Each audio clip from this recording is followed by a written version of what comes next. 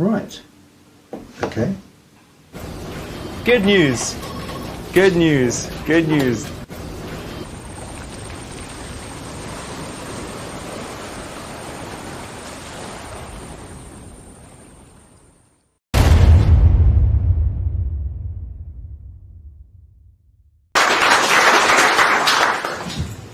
I can't resist telling a toast joke after what Owen said.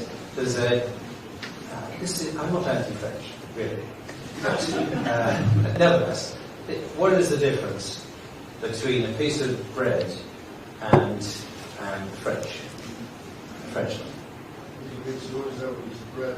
Yes, you can make soldiers out of the bread.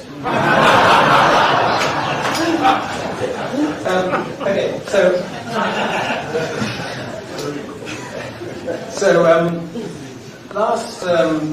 last month, Alexandria Ocasio-Cortez, a glamorous Democrat left-winger in the States, went to the Met Gala, where tickets cost $30,000 each.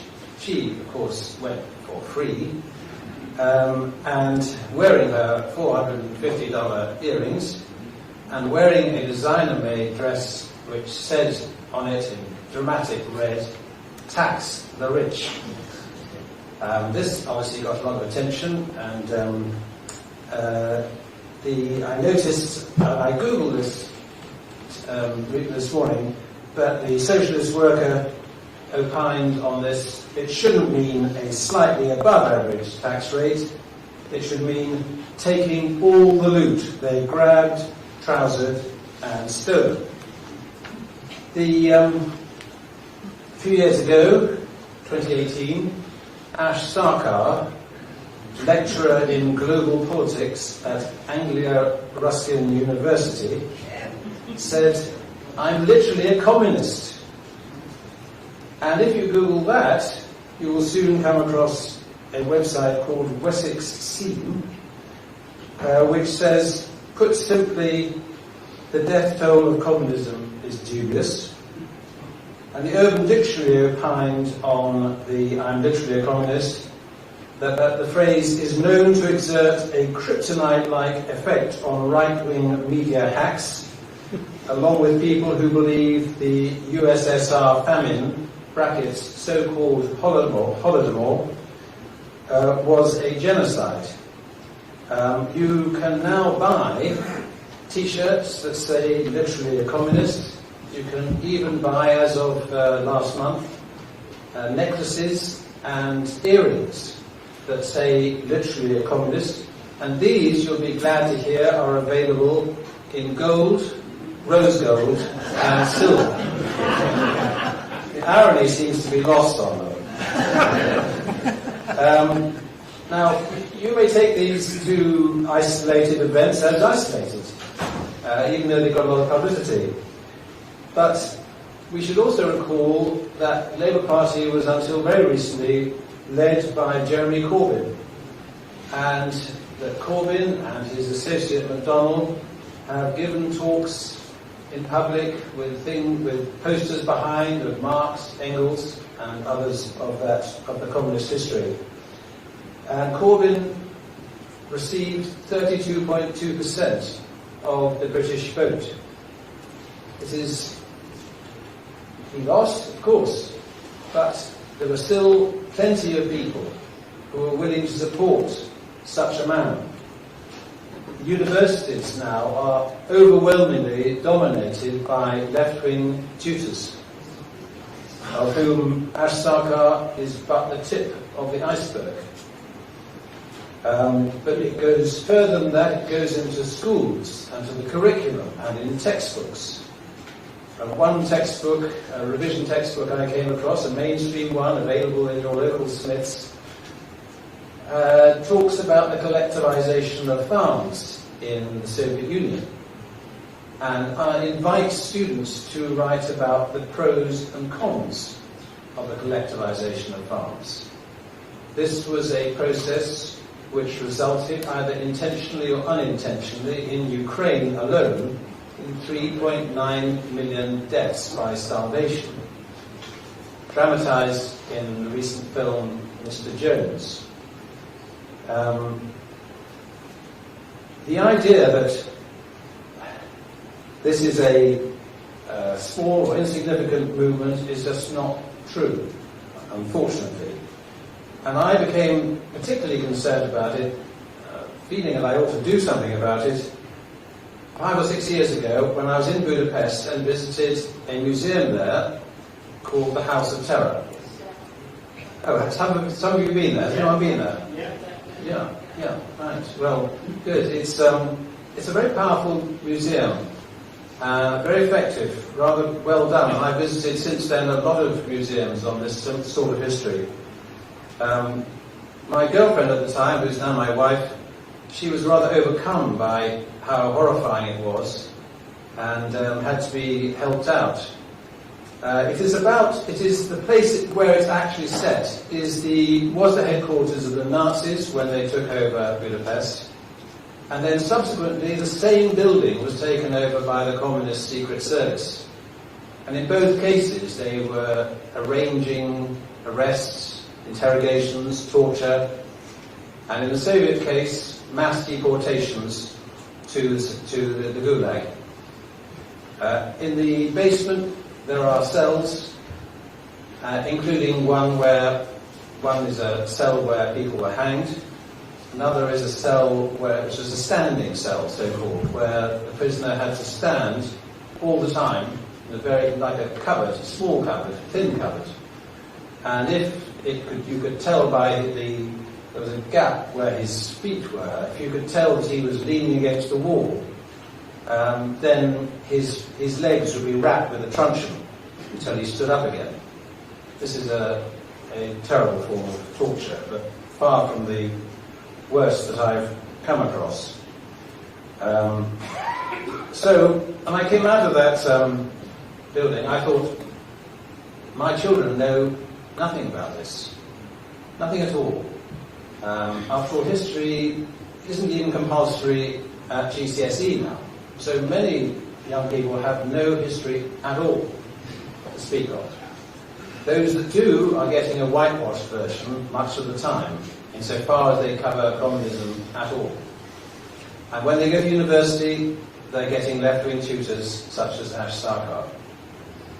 Now, people of my generation grew up with the Cold War, grew up with knowledge and understanding of communism, and in some cases, including mine, visited communist countries. I went through the Trans-Siberian Railway, through Moscow and Budapest, and started in Peking on the Trans-Siberian. And it wasn't a question of, do you think communism hasn't worked? It was extremely obvious that it hadn't worked. It was a humanitarian, economic disaster. And there was no issue. And when the Berlin Wall fell and communist regimes tumbled like dominoes, people like myself thought, well, that's it, that's over. The 20th century had a great experiment in whether communism would work, and it was pretty obvious that it didn't. So we won't go there again. What a relief. What we didn't realise is that new generations would grow up not knowing. It wouldn't be a matter of their core knowledge, and it ought to be a matter of their core knowledge. The way things are going, it's not, and that has the consequence that they do not have the intellectual armoury to say, oh, okay, it may sound great in theory, but it doesn't work. We can discuss why it doesn't work, but the empirical evidence, again and again, when it's been tried over 20 times in 20 different countries, is that every time it ends in economic failure, torture, terror, and that we do not want to go there. So I thought that there ought to be a museum such as the one in Budapest, in London. Now I didn't really intend to take it on doing this myself. I intended to call on a very rich friend and get him to hire somebody to do it. However, he declined to give me the money, and so here I have been for the last 5 years, getting busier and busier. We now have an office, and we've got distinguished trustees such as Owen here himself, and indeed Swedish supporters such as Tim, whom I'm most grateful. The thing that really impressed me in the House of Terror was the videos. This, if you know, anybody can go into a museum with a little bit of doubt, a little bit of skepticism. But when you see videos of ordinary people saying, yes, I was arrested, I was put in a train and sent to a gulag, and this is what happened to me, and my friend was beaten and died of mixture of starvation and not being treated for an illness he had. When you see one person after another telling that story, you know, clearly very ordinary people, not actors or anything of that sort, any skepticism you have goes. This happened to real people, it really did happen, and it was ghastly, and we do not want to go there again. And so it's been my priority from the beginning has been to record videos. So I have recorded videos of people in Hungary, people in Romania, people in, luckily able to find 2 survivors of the gulag, one in Moscow and one off the Portobello Road. I've had evidence from a Cambodian. I mean, that was particularly harrowing. He kept on saying, I was lucky. What he meant was he didn't die. He had a family of 11, of whom only 3 survived. And the last words of his mother to his sister were, can I have a little rice? Before she died. I mean, this is a level of horror which people ought to know about, I think. So anyway, I've recorded many videos, and some of them are on the website in an edited form. Also we've got a website, obviously, and there are briefs, which are sort of descriptions of various key events, such as the Katyn massacre and the secret speech of Khrushchev, where he basically said that Stalin had killed people just out of the desire to hold on to power. It was a complete condemnation of Stalin by somebody who had been his associate. We have a few events, and in fact one event we are having before the end of the year, if all goes well, will be an event in which Charles Udi, who is an expert on the Gulag, will talk, and it will be attended by Ivana Mashtak, who was in the Gulag in Kolimar, the top right-hand corner of the Soviet Union, where it is often -40, and where she had to go out in -40, and was punished by such things as being told to lie face down in the snow, get up again, get down again, get up again, get down again. And so she experienced the full horror of it, and she is in her 90s, but nevertheless is game to come and make an appearance and answer some questions.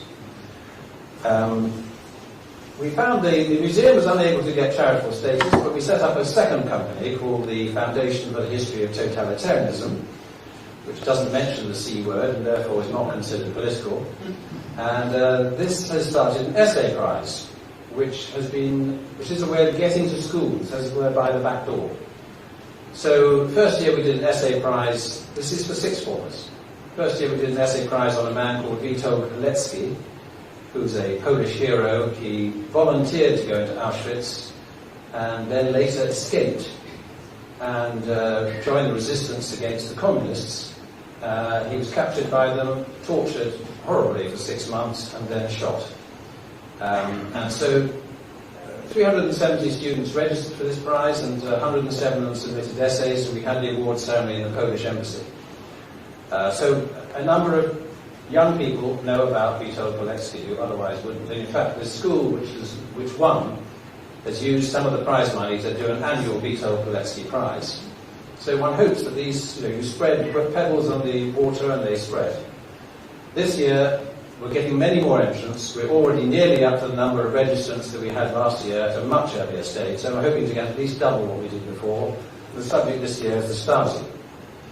So hundreds of young people will learn what and how, what Stasi was and how it behaved. We also produced a booklet. I have one here, which I've got a few spare, so if anybody would like one, I can give it. I wrote a piece in The Spectator recently, and I've got a few copies on that about the experience of doing this work, which can seem rather strange at the time, because you tell people say, oh, what do you do when you meet them socially? You say, oh, I'm trying to make a museum of communist terror. So it just doesn't compute. Eventually they think, oh, well, okay, so fine. The ultimate idea is to create a physical museum. For that, we have to keep the office going, because this builds credibility. The more things we do, the more substance we have, the better we are able to raise the really big bucks, which is the 60 million we need to create a museum. I am working on that, and we also buy artifacts in preparation for the museum. So we've got a Trabant car, if you know what that is, and we've got many, many posters of various sorts. We buy documents of various sorts, letters from the Gulag or from wherever it may be. And in fact, next week I'm going to Czechia and hoping to buy a tank. That's going to be a big enterprise, and the donors will be nervously worrying that I'm going to come at them, and indeed I am, if indeed the negotiations to buy the tank are successful. I'm sorry this is way off what you were expecting to hear, but that's what I'm doing, and maybe nuts, but any support or interest you have is very welcome. Thank you very much.